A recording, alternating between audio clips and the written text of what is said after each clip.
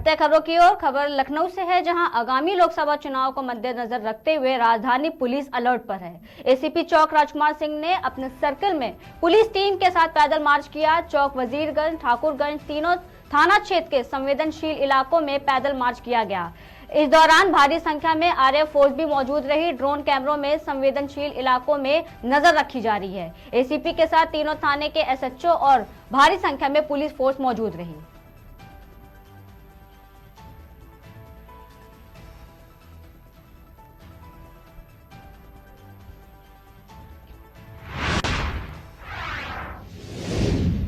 खबर अयोध्या से है, जहां रामनगरी अयोध्या में श्रद्धालुओं का जन सैलाब उमड़ा है। इस दौरान लाखों की संख्या में श्रद्धालु पूजन अर्चन कर रहे हैं। जय श्री राम के नारे के साथ राम भक्तों में खास उत्साह देखने को मिल रहा है। 2 से 3 लाख श्रद्धालु हर दिन दर्शन कर रहे हैं।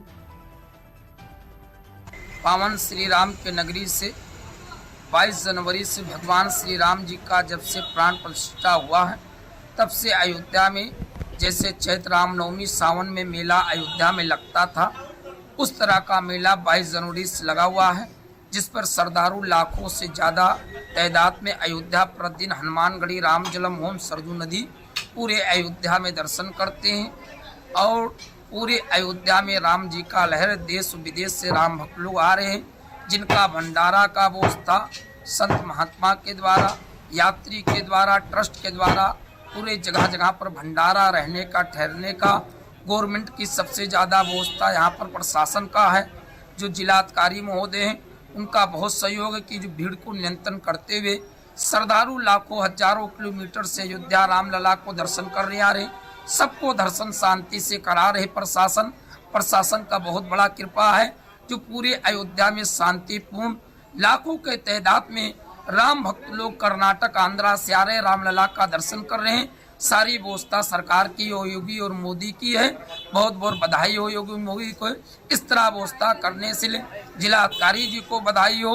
जिस तरह अयोध्या में लाखों के संख्या राम भक्त लोग जो आ रहे हैं, उनको बहुत खुशी है कि राम राज्य में हमने दर्शन किया। तीर्थ पुरोहित समाज के अध्यक्ष दुर्गेश कुमार पांडे। जय श्री राम। अयोध्या में जो राम भक्तों की इस समय भीड़ बढ़ रही है, काफी भीड़ बढ़ रही है अयोध्या में। देश विदेश से राम भक्त लोग अयोध्या आ रहे, भगवान राम जी का दर्शन करके अपने जीवन को धन्य बना रहे हैं। जिस हिसाब से रामनवमी से भी ज्यादा अयोध्या में इस समय पब्लिक है, चारों तरफ पब्लिक अयोध्या में भरी हुई है।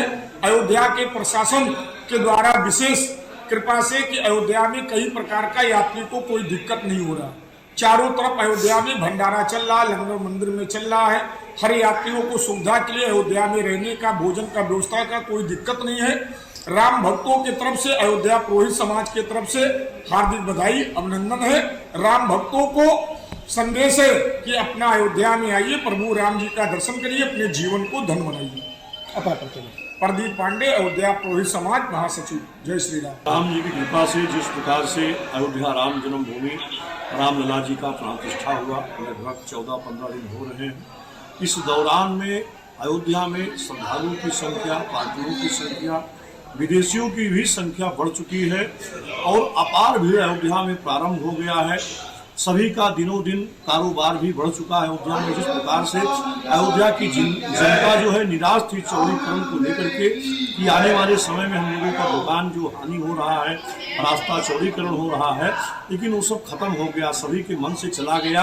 आज अयोध्या में इस प्रकार से भीड़ हो रही है, श्रद्धालुओं की संख्या बढ़ी हुई है कि सभी का कारोबार इतना बढ़ गया है। अयोध्या से लेकर पूरे भारत को जो विकास इस सरकार ने की है, इस सरकार का बहुत बहुत धन्यवाद देना चाहता हूँ। राम जन्मभूमि क्षेत्र में और जितने भी अयोध्या क्षेत्र में शासन प्रशासन जिस प्रकार से पंक्ति दर पंक्तियों में श्रद्धालु को दर्शन कराने का कार्य कर रहा है, सरकार का भी, प्रशासन को भी मैं बार बार धन्यवाद देता हूं। इसमें छोटे से लेकर के कर्मचारी से लेकर के पूरे बड़े अधिकारी तक अयोध्या के ही दौड़ा में, अयोध्या की ही ड्यूटी पर रातों दिन काम कर रहे हैं। इसलिए मैं पूरे अयोध्या जिला के प्रशासन को भी बारंबार धन्यवाद देता हूं, क्योंकि अयोध्या में श्रद्धालुओं की संख्या बढ़ने की वजह से सभी का कारोबार बढ़ गया है और प्रशासन की बेचैनियां भी बढ़ गई है, क्योंकि श्रद्धालुओं को जो सुरक्षा देना है, जिस प्रकार से अयोध्या में मठ मंदिरों में ठहरने का जो सिटी टेंट का निर्माण हुआ है और अयोध्या में गेस्ट हाउस, होटल, धर्मशालाओं का जो निर्माण भव्यता रूप से चल रही है, श्रद्धालुओं को पूरी देख रेख प्रकार जिस प्रकार से प्रशासन ने संभाला है, वह प्रशासन को भी बार बार धन्यवाद देना चाहिए। पद नाम राजेश महाराज, अध्यक्ष अयोध्या तीर्थ पुरोहित धर्मार्थ सेवा ट्रस्ट अयोध्या। पावन श्री राम के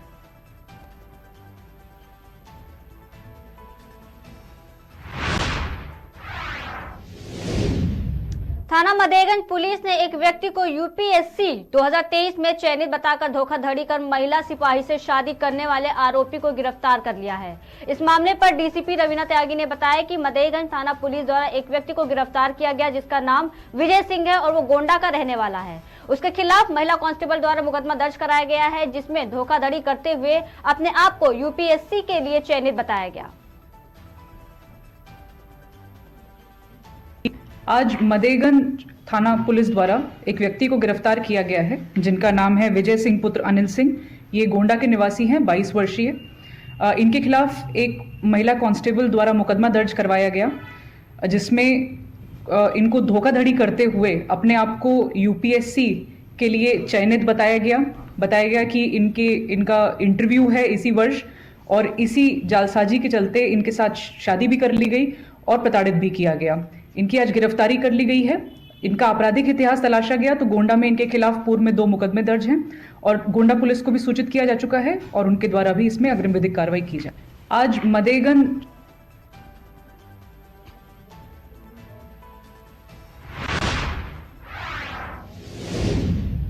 बांदा के काशीराम कॉलोनी में चूना भट्टी निर्मी पार में गुरुवार को संजीवनी मानव कल्याण सेवा संस्थान के पदाधिकारियों ने गरीब असहाय बच्चों को किताबें, पेंसिल वितरण किया और गरीब असहाय महिलाओं को साड़ी भी बांटी। किताबें, पेंसिल पाकर गरीब बच्चों के चेहरे खुशी से खिल उठे। सभी बच्चों और महिलाओं ने संजीवनी मानव कल्याण संस्थान के पदाधिकारियों को धन्यवाद दिया।